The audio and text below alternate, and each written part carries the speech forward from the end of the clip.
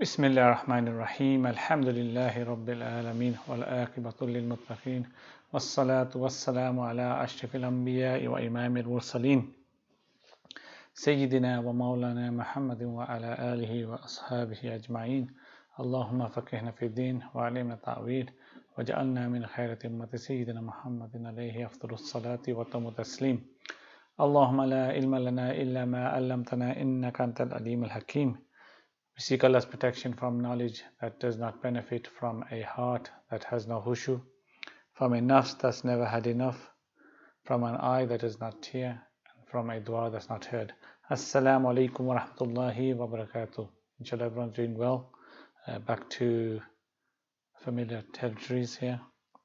As we do, we start off by speaking about the people of Palestine. May Allah subhanahu wa ta'ala make it easy for them. I came across, I think it was a New York headline, I think so. And the New York headline was, the deaths in Gaza have almost like halved. I kind of saying, yeah, that's fine, it's back to normal now. Everyone just carry on with your lives. And the fact is, even if it's one death, one martyr, one person being killed, one innocent being killed, that's unacceptable. Okay, so continue to speak out, continue to do whatever is necessary, charity work, etc. And make dua. Especially the minimum you can do is make dua. Allah subhanahu wa ta'ala make it easy for all the Muslims that are suffering. Allah subhanahu wa ta'ala kind of awaken all those Muslims that are in power and can do something about it, and continuously make dua for them. Inshallah, Allah will make it easy for them.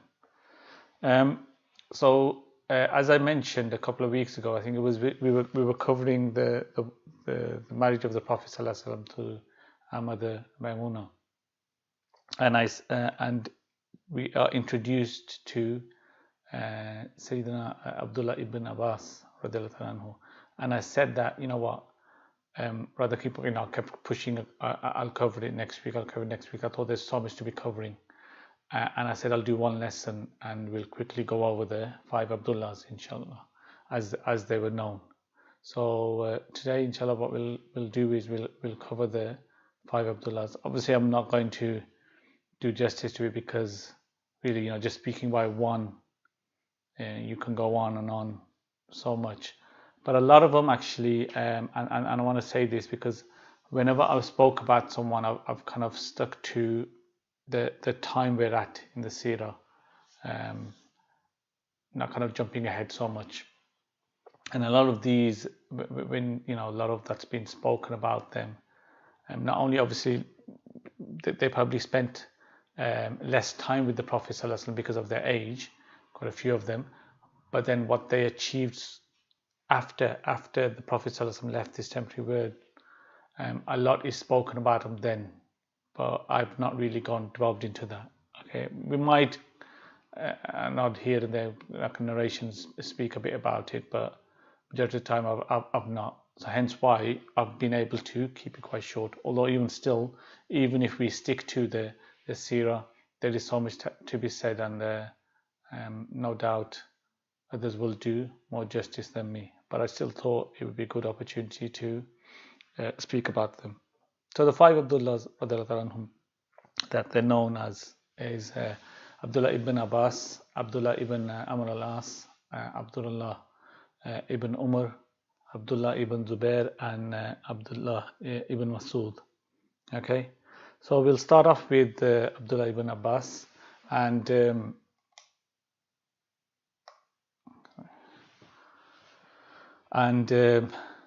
we spoke a couple of weeks about, almost like introduced Sayyidina Abdullah ibn Abbas radiallahu anhu,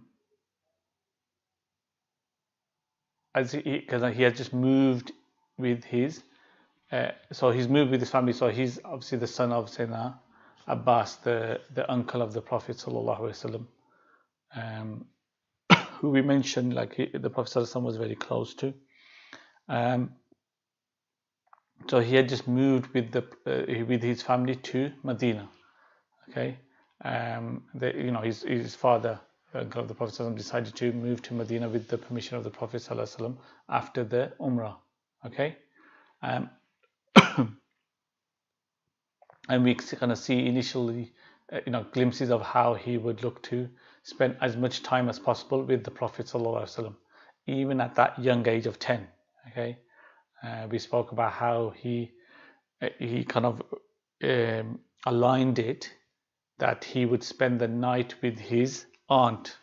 Okay, when when the Prophet ﷺ, when his night fell on, when he would be staying with his aunt. So he at that same time asked his aunt if he could stay with her. Okay, the reason behind being because the Prophet ﷺ will be there. Okay, and I won't repeat it all because we went over that. Some of the narrations we get on the back of it, the Prophet ﷺ, all the details in terms of how he's getting up for prayer, how he prays, etc. All of this, we spoke about that. Okay. Now, Sayyidina Abdullah ibn Abbas, who was known as the nation's scholar. Okay, due to his versatile knowledge. Now, the Prophet ﷺ was always nurturing him. Okay, he ﷺ would often kind of pat him on his shoulders and make dua for him. Okay, and make dua, oh Allah, bless him with the full knowledge of the religion and interpretation of the Holy Quran. Okay, now like we mentioned before, he made the most of these 3 years around the Prophet ﷺ.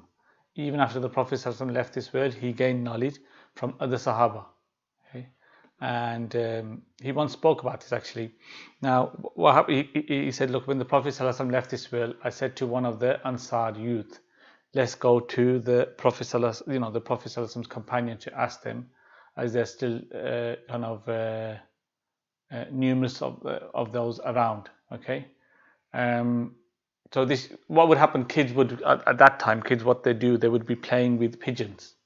Okay, they'd play with pigeons. So he's telling this young Ansar, like, let's go off and search for these. Well, not search, but there's a lot of Sahaba there. Let's go around and kind of gain knowledge from them. Let's gain useful knowledge from them. And the Ansar, the young boy that was with him, says, he was more interested in playing. Okay. And he said, oh, Ibn Abbas, how strange you really are. Do you think that people are in need of you while the great companions are still among them? Okay, so what's the need of you kind of gaining all this knowledge? There's still great companions among them. Why do they need you? Okay, so the young man kind of dropped the matter. Whereas, he says that I turned to ask the Prophet ﷺ's companions. Interestingly, actually, later on, this youngster, when he sees the stature of Sayyidina Ibn Abbas, anhu, he says, oh, he was right at that time and I was wrong, meaning to still continue to go to seek out and gain knowledge. Okay. So the young man kind of dropped out. Okay, so what he does is he still turns to the Prophet ﷺ's companions. He goes, whenever I was informed that someone had related a hadith, I would go, as in go to that companion in the afternoon while he was napping. He goes, I put out my kind of gown. I was like, make a pillow under my head in front of his door. And he described how the wind would scatter the wind scattered the dust over me. Okay, and when the companion finished his nap and he came out and he saw me, he said, "Oh, Prophet's cousin, what is that brought you here? Why didn't you send for me? Okay, why didn't you send for me?" And then I would say, "No, it's you who deserves to be visited." Okay, and there's actually a famous narration that he says, that knowledge is sought out. So you seek knowledge. You go to knowledge, not the fact that knowledge is going to come to you.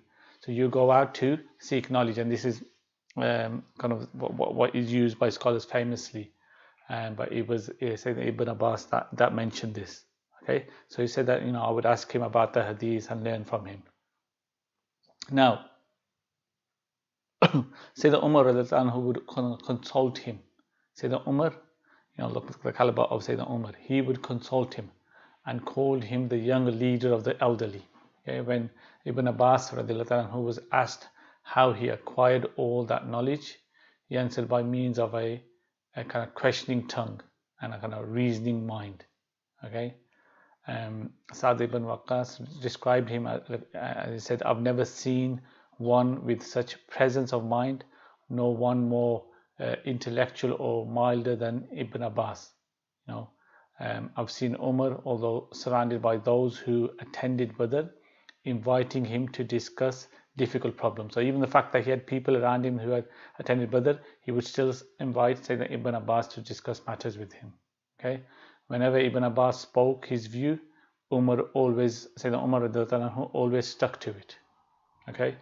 Another one, Ubaidullah ibn Utbah once said that I've never seen anyone more knowledgeable in the Prophet ﷺ's hadith than Ibn Abbas. Neither did I see anyone more knowledgeable during Abu Bakr, Umar or Uthman's Khilafat than him, or more accurate in what he says in terms of jurisprudence, fiqh, or more knowledgeable in terms of poems, the Arabic language, like Quranic interpretations or religious matters. Okay, and he was described that he divided his time each day teaching one subject or another, like jurisprudence, like fiqh, Quranic interpretation, invasions, poems, and history, each one on a different day.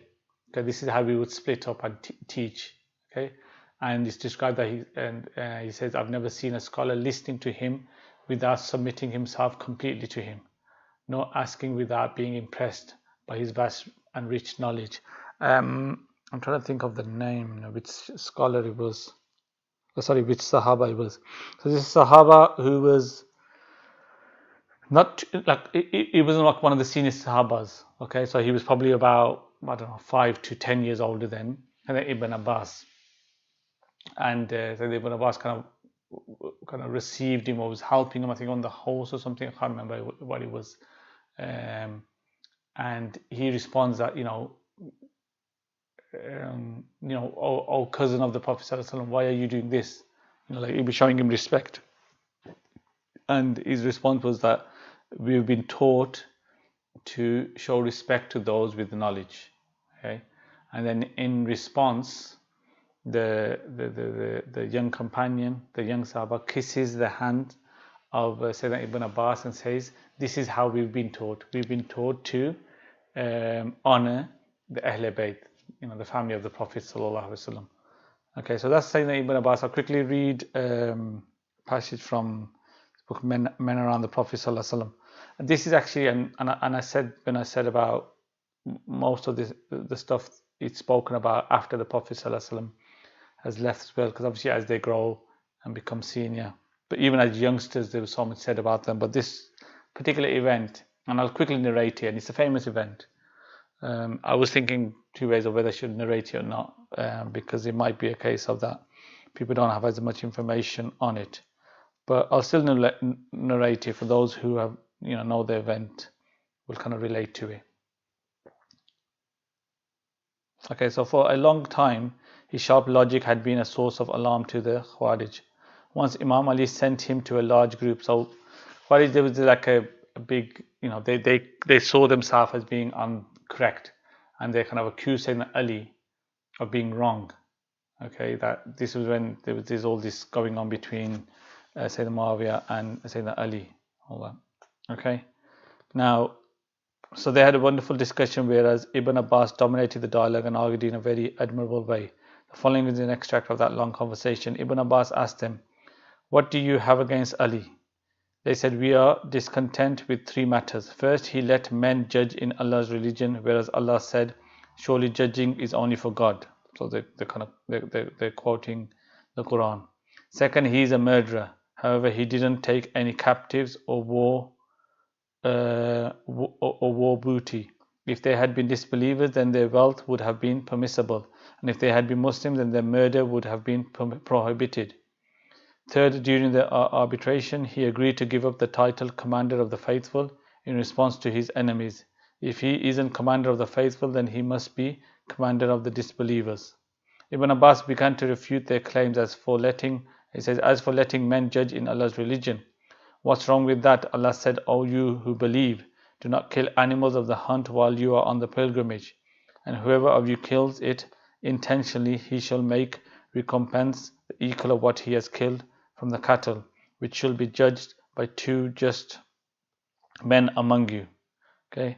Tell me by Allah, is letting men judge in sparing the Muslim blood not worthier than letting them judge in the case of compensating a killed rabbit that is worth a quarter of a dirham? The leader hesitated in their speech under the pressure of their sarcastic but decisive logic. Then he continued, as for your claim that he is a murderer who didn't take prisoners or war booty, did you expect him to take Sayyidina Aisha, the Prophet's wife and mother of... Sorry, it's my mistake. This is... this is, I think there was this one. It was the dispute between Sayyidina Ali and Sayyidina Aisha, if I can remember right. I'm just trying to think here. Yeah, I think it's that one. It's not the later one. There was one about the Muawiyah here as well. That's why I think I probably got confused on it. But regardless, it was one of those. But I think it is the one with Sayyidina Aisha. It's probably going to raise more questions over what's going on here. But yeah, maybe inshallah sometime Allah Ta'ala give us a tawfiq to we can even cover later on, the four Khulafai Rashidin and their journey. So would you expect that him to take Aisha, the Prophet's wife and mother of the faithful, a prisoner, and her belongings as booty? At that moment their faces went blank out of shame, and some even tried to cover them with their hands. Ibn Abbas went on to the third claim. As for your claim that he agreed to give up the title Commander of the Faithful to give arbitration a chance, let me tell you what the Prophet ﷺ did on the day of Hudaybiyah. While he was dictating the agreement between him and Quraysh, he said to the scribe, write, this is what the Messenger of Allah agreed upon. The representative of the Quraysh said, by Allah, if we believe that you were the Messenger of Allah, we wouldn't have hindered you from entering the sacred house or fought against you.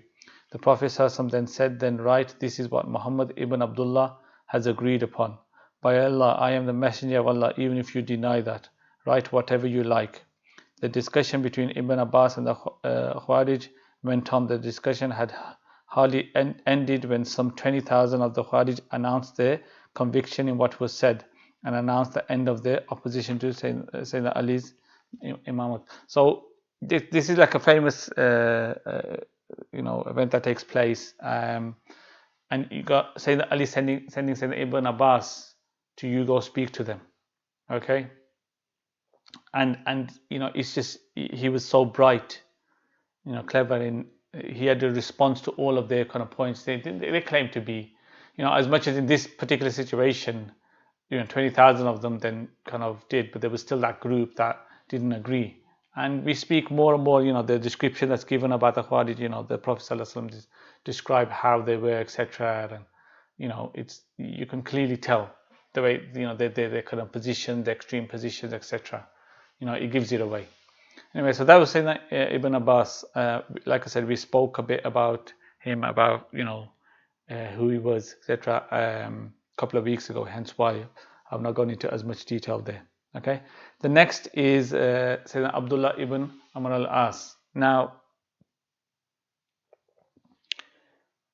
he was known as the submissive returner to Allah. Famous for his high status among worshippers.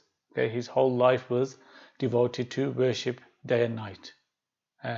He embraced Islam before his father, and we spoke about his father last week. So his father, who he was like initially, when we had those the discussion between the Prophet ﷺ, so he was put across there as being, because he was one of intellect. But then when he realized later on and after the Umrah, he realized, during the Umrah or the Hudaybiyah, he realized, look, it's not going to be long before the Prophet ﷺ then comes and kind of controls Makkah. So he went running off to Abyssinia, Najasi, who he went, remember previously as well, trying to bring back the first migration to Abyssinia, Sayyidina Jafar and all that. When he fell then, but anyway, he was friends with Najasi, so he went only when he spoke a bit about trying to get this messenger that was sent across by the Prophet ﷺ to kill him. That's when the Najasi kind of smacked him, and he goes, and the Najasi kind of spoke about the Prophet ﷺ in such a kind of high regard. He felt ashamed that this is someone in a foreign land understands, appreciates the Prophet ﷺ, and me being where I am, I have not seen it. So then that's when he returns, and then he kind of meets up with Sayyidina Khalid ibn Walid, and they go to Medina together. So they become Muslim and they enter Medina together. Anyway, that's his father, but this was the son. Okay, so he embraced Islam before his father. He devoted himself to understanding the Quran. Okay, the description given is, when there is war, he's found in the front row. However, once the battle is over, he can be found in the mosque. So either the great mosque or the small mosque beside his house. Okay, that's how it was. When you come to war, front row, I'm ready. But when there's no war, worship within the masjid. Okay, worship within the masjid. And the Prophet ﷺ had to interfere in order to limit that his excessive worship. Now this is the thing actually, and I've mentioned this quite a few times, that when he came to the Sahaba, it was just so much worship that they wanted, so the Prophet ﷺ had to limit them. Okay, just they had the direction, but just kind of limiting them because they would overdo it. Okay, this was the case when it came to the Sahaba. So what happened is, not only do you the Prophet said some kind of intervene and limit his excessive worship, so you kind of learn the degree of his devotion. Okay, also the fact that we need to maintain moderation. Even when perfection is aspired, we still have to maintain moderation. So the Prophet ﷺ asked him, is it true that you fast every day without eating, meaning without breaking your fast, like the fast kind of day or two fast, like the Prophet ﷺ would fast, and the Sahaba would say it was like he's never had anything to eat, and then when they tried to copy him, they were all fainting, and he said, look, you're not like me. My Lord provides me nutrition at night. Okay, so you're not like me. You don't copy me in that sense. Just what I tell you to, go according to that. Okay, so he said to him, is it the case that this is what you're doing? Okay, without breaking your fast, and that you pray all night, without sleeping. Okay, and he said to him, look, it's enough to fast just 3 days every month. So he said to him, Abdullah, and this is quite famous actually. Because it's fine for you to fast 3 days every month. Like we have the white moon, the 13th, 14th, and 15th of the month. Okay, to fast 3 days every month. Sayyidina Abdullah says, Ya Rasulullah, I can bear more than that. That's nothing. 3 days is nothing. I can do more than that. So then the Prophet ﷺ says, okay, that's fine. Then fast 2 days each week. Okay, so Monday and Thursday, 2 days each week. And then Abdullah responds again, Ya Rasulullah, I can do more than that. I can bear more than that. Don't forget, he was young at this point. He was young guy. He's like got the Josh and everything. I can do more than that. I can do more than that. So then the Prophet ﷺ says, okay, that's fine. Then fast the best fast, the fast of Sayyidina Dawud alayhi salam. And then Abdullah asked the Prophet ﷺ, what is that? He says, to fast one day and not fast one day. So kind of alternative days basically. So you fast one day, the following day you don't fast, and then the third day you fast. Fast of Sayyidina Dawud alayhi salam. And the Prophet ﷺ continued asking him, I've been informed that you recite the whole Quran in one night. And he said, look, I'm afraid when you get older, you will feel bored reciting it. So recite it once each month. Okay, recite it once every 10 days. Recite it once every 3 days. So gives him these like options, okay? And then he said, look, I fast and I eat. The Prophet ﷺ says, I fast and I eat. I pray and I sleep. I marry women. Whoever abstains from following my path, indeed, is not of me. And said Abdullah radiallahu anhu lived long, and when he got older, and this subhanAllah, when he got older and weaker, he always remembered the Prophet ﷺ's words.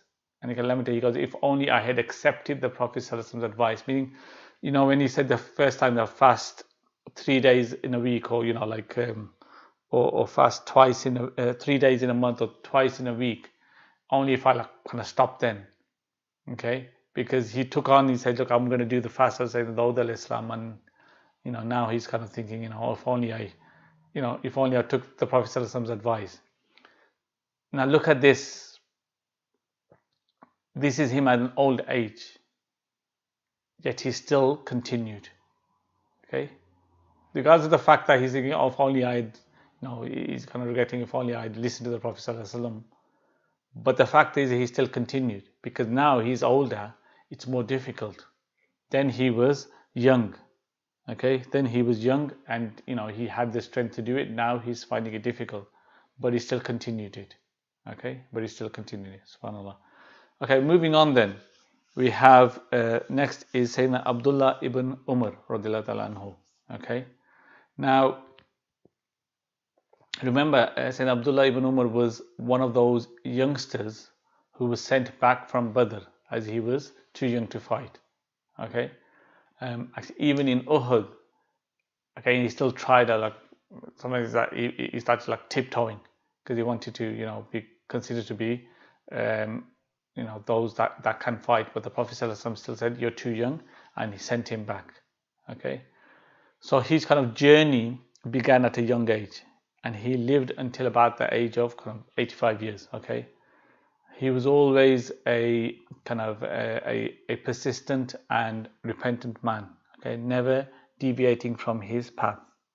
And at the peak of his life, he said, you know, he goes, I swore the oath of allegiance to the Prophet ﷺ. I have never broken my oath, nor have I turned to something else to this day. I never swore allegiance to those in civil strife, or did I awake a sleeping Muslim.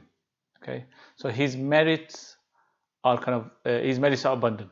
Okay, among them are his knowledge, piety, generosity, you know, persistence in worship, and kind of his sincere adherence to the Prophet ﷺ's example. And this is, subhanAllah, this is, it's so amazing, because we see so many examples of this. Okay, he would always be looking at what the Prophet ﷺ was doing in every matter. Okay, and then humbly imitated his deeds to the kind of finest detail. Okay, wherever the Prophet ﷺ prayed, he also prayed. You know, at the very spot. Okay, if the Prophet ﷺ kind of invoked Allah subhanahu wa ta'ala standing, then he would do the same standing. If the Prophet ﷺ did sitting, then he would also do sitting. Okay, the Prophet ﷺ dismounting his camel and praying 2 rakats, he did the same. Okay, the famous one of the Prophet ﷺ, he was going and he went around a certain spot in Mecca twice, and they saw Abdullah ibn Umar do the same thing. He just went and he went around that same spot twice, and they asked him, why did you do that for? You know, the Prophet ﷺ did it. No other question needed. You know, why did he do it? You know, what was the thinking, when there was a reasoning behind it, what was the situation? The fact that the Prophet ﷺ did it, I just want to copy him. SubhanAllah, it's such amazing that is that. I mean, you know, every little detail.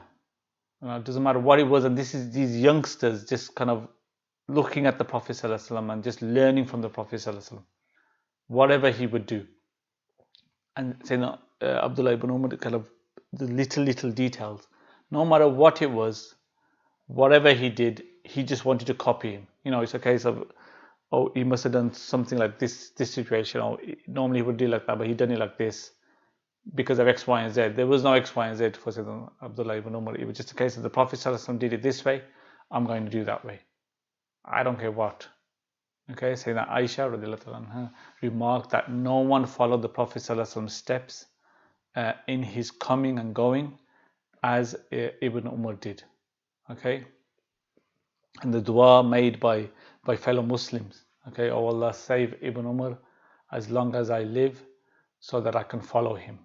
They say, like, they wanted to follow him because I don't know anyone still adhering to the early tradition except him. So this is how they will speak about him, that they just wanted to follow him because of how he adhered to the early traditions.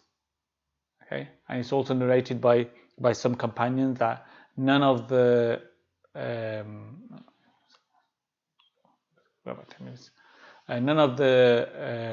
companions was more cautious not to add or subtract something from a hadith than Abdullah ibn Umar. So generally speaking, what happens at times, it's a case of as long as the kind of full meaning is put across, a word here and there, as long as the meaning is put across, but he was very cautious that absolutely exactly how he was. When it comes to the Quran, obviously you cannot change. It is as it is. So that Abdullah ibn Umar, when he came to the hadith as well, he made sure that every word that is mentioned, how the Prophet ﷺ is mentioned it. Okay. In the same way, he was kind of very cautious when giving fatwa. Okay. One day, someone came for a fatwa to him, and his response was, I don't know, I have no knowledge of that. Okay, I have no knowledge of that. And when that person left, he became happy. Ibn Umar radiallahu anhu became happy that he was able to say, the fact that I don't know, as he didn't. Okay, so he's happy the fact that it takes courage. You remember, look at how high status these Sahaba would have had. Okay, people come from far to them, to ask a question, and you think it's like straight away you think, what? Okay, this is the answer. Or this is, even if they were unsure, but yeah, okay, we'll go with this because you've come so far. But it's like, if he didn't know, I don't know. And he was happy about that because, there's nothing in terms of when it comes to your pride and ego, etc., that you need to kind of show whatever you need to show. Okay, it's similar to, we have the famous incident with Imam Malik that I've narrated so many times. Same thing. If he didn't know, I don't know. Okay, that's it. If he didn't know, I don't know. When his father was martyred, or when he was on his kind of deathbed, Sayyidina Umar radiallahu anhu, and they were going to kind of pick the next Khalifa, he said that you can pick anyone but my son. You can pick anyone but my son. It's enough that one of us is going to be questioned on the Day of Judgment about all of this. Because it's a big responsibility. Obviously, things are different now. Everyone wants to be a leader because they want the power, etc. But there's big responsibility with the leadership, and you will be questioned about every little thing as well. Okay. So again, let's just read a bit from this book, then we'll kind of move on.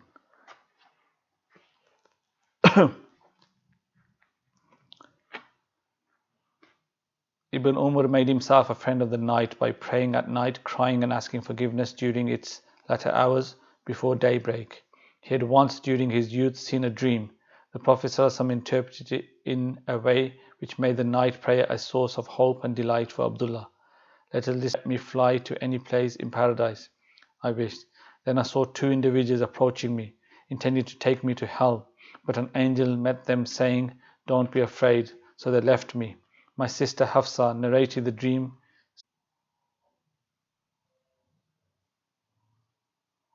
Sorry, I think I just got disconnected.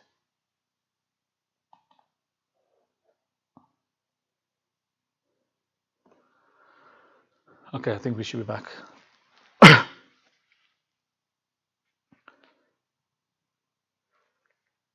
Okay, so don't be afraid. So they left. So my sister Hafsa, his sister Sayyidina Hafsa, is our mother, Sayyidina Hafsa, the wife of the Prophet ﷺ. So he narrated it to her, and she told the Prophet ﷺ, who said, "What an excellent man Abdullah is. If he is praying at night, then let him pray more." So extra man, but if he were to pray at night as well, it would be more beneficial to him. Okay. And then he says, from that day until he returned to Allah, he never stopped performing his night prayer, neither while home nor while traveling. He was frequently praying, reciting the Quran and praising Allah. Like his father, his tears rolled down abundantly whenever he heard a warning from a verse in the Quran. Okay. Ubayd ibn Umar said, I was once reading to Abdullah ibn Umar this verse, how will it be for them when we bring from every nation a witness and bring you to witness over them all? On that day, those who disbelieved and disobeyed the messenger will wish the earth to be split open and swallow them, but they will never conceal from Allah any of their saying. Ibn Umar began to cry till his beard was wet from tears. Okay, I mean, there's so much more, but we'll leave it at that because we're short on time as well. One of the things that quite famous for Ibn Umar, when he would be sitting and he's like, he's sitting down on the floor so much, and his leg would go to sleep, he would just kind of smack it and say the name of the Prophet ﷺ and get up, and that's it. And it was quite famous for, but a lot of them now we all kind of are what you call it, the shirk bidah crew a lot, but just by mentioning the name of the Prophet ﷺ. But yeah, these are famous instances, when it comes to this, Ibn Umar would kind of just smack his leg when he would fall asleep, say the name of the Prophet ﷺ, smack his leg for him, get up. That's it, it was fine. Okay, anyway, moving on, because we still got a couple more to get through. The next is Sayyidina Abdullah ibn Zubair. Okay, now we mentioned this before actually, and this is going start of the Hijrah. Okay, start of the Hijrah. So the Abdullah ibn Zubair is the first birth that occurred in Medina. Okay, the first birth to the Muslims that occurred in Medina, and this was the son of Zubair ibn Awam and Asma. Asma is the daughter of Sayyidina Abu Bakr Siddiq radhiyallahu anhu. Okay, so as they had made the Hijrah, they had got to the outskirts of Medina, and Sayyidina Asma was heavily pregnant, and they got to the outskirts of Medina and she couldn't hold anymore. She said that I'm going to give birth right here and right there, on the outskirts of Medina. She gave birth to her son Abdullah. Okay, Abdullah was very beloved to the Prophet ﷺ, the grandson of Sayyidina Abu Bakr Siddiq radhiyallahu anhu.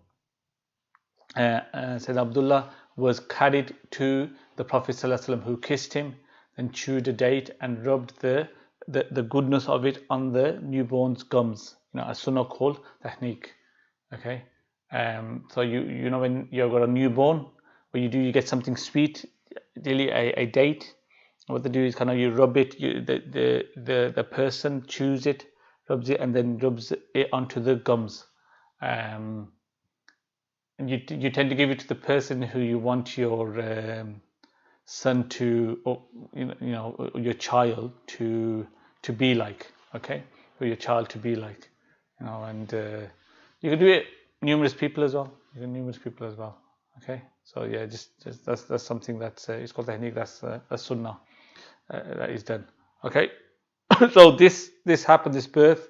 So the Muslims gathered around and they carried the newborn baby through the streets of Medina, applauding and shouting Allahu Akbar. And why is that? And I've already mentioned this, because what happened is that what it did was it laid to rest to another rumor that had been spreading. Okay, that rumor was that the Muhajirs were cursed. Okay, they had been cursed by the Jews, right, by the Jewish sorcerers, etc. They had cursed them that they would not have any children. Okay, because it was impossible for them to have any children. So it was very important that it was born at that time, because it completely disproved that whole story. Okay, completely disproved that whole story. So we could just read the passage from here again, men around the Prophet ﷺ, and then we'll move on. It won't be too long, because the next one we've already covered previously, so I'll just touch upon it inshallah. Umar ibn Abdul Aziz once asked, and this is obviously one of the prophets much later on, once asked Ibn Abu Mulaika to describe Abdullah. So he said, by Allah, I have never seen a soul similar to his. When he began his prayer, he left everything behind. So this is a really beautiful description about it, and the whole purpose here is to kind of describe them and how they were. Okay. So when he began his prayer, he left everything behind. He bowed down and prostrated for such a long period that birds stood on his back, considering him a wall or a gown thrown away. Once a projectile passed between his beard and chest while praying. By Allah, he did not feel it, nor was he shaken by it. He did not stop his recitation, nor hurry his bowing. Okay, so we kind of think is like, something comes along, right? Let's say we know what's going on, when quickly we go, but the focus was so much. I think it was Sayyidina Ali that had arrow in his like an ankle, that area, calf, something like that, and they could not pull it out because it was so strong. His his muscles, etc., was strong, kind of so tense. They could not pull it out, and he told him to do it while he was praying, because when he prays, he goes really soft. Okay, he goes really soft, and that's when they were able to pull it out. Sayyidina Ali would say that they would say with Sayyidina Ali when he was doing wudu, he'd go pale. They say, look, what's wrong with him? And this is Sayyidina Ali, powerful Sayyidina Ali, and say, what's wrong? And he says, I'm about to stand in front of my Lord. And he would go pale just while doing wudu. Abdullah's sincere worship became noteworthy and features in all accounts of his life. His fasting, his prayer, his pilgrimage, and even his military skills were interwoven threads in his character. Although there was some kind of disagreement between Abdullah ibn Zubair and Ibn Abbas, the latter still described Abdullah in the following words: he was a reciter of the Quran, a follower of the Sunnah, submissive to Allah, a God-fearing faster, son of the Prophet's disciple. His mother was Al-Siddiq's daughter, his aunt Aisha, the Prophet's wife. His rank can only be ignored by the blind. Okay, I mean, there's so much more to say, but you've probably noticed me a couple of times, and this is later on, we're talking about these differences among the Sahaba. Now, our position, I just want to kind of clarify this before I move on. Our position is kind of clear that we're not in a position to kind of comment on that. All right, it's like one Sahaba can speak against another Sahaba. They're kind of highlight. When you have like the famous saying, two elders are speaking to the child, don't butt in, don't speak. Know your position, kind of thing. Two elders are speaking. So two Sahaba are speaking. We're in no position to speak. Okay, if they had disagreement amongst themselves or they said something about each other, whatnot, that's amongst them. The Sahaba for us, I think Allah subhanahu wa ta'ala is pleased with them. Okay, and they are the best of humans. Okay, they're the best. Obviously you've got the different ranks, but still, any wali Allah, etc., does not reach a Sahaba and can never reach a Sahaba. Okay, the level of a Sahaba. So it's not for us to make these comments, and I think that's really important, because then people start coming out with, oh, but we got this side and we got that side, but no, I'll have to go with this side because they did this. You know what, you kind of speak about history. This is what happened, this is what the differences were, this is what one side said, this is what the other side said, and kind of we leave it at that. Okay, we leave it at that, inshallah. Finally then, we have slightly gone over, but it won't be long, just 5 minutes. The final one, we have Abdullah ibn Masud radiallahu anhu, and we've already spoke about Sayyidina Abdullah ibn Masud in quite detail at the start of the kind of revelation period, as he was one of the very first Muslims. Okay, I think it was number 6 or something, I can't remember, but one of the very first Muslims. And Sayyidina Abdullah ibn Masud radiallahu anhu, his father was from one of the minor Arab tribes. Okay, if you like, kind of the lower Arab tribes, and his mother was an Abyssinian slave woman. Okay, Abdullah ibn Masud radiallahu anhu was about 4'8", 4'10". He was very short. He's described in the books that he was so short, if people were sitting there, they were kind of same height, and if people were standing, you would not be able to see him. Okay, he was dark skinned. If you imagine kind of you know, if you kind of imagine the perfect Arab, what would you look for? You know, like lineage, wealth, beauty, stature, etc. So Abdullah ibn Masud anhu was the anti-Arab almost, if you can say. Okay, he was short, he was skinny, dark skinned, he was from a low tribe, and he was a shepherd.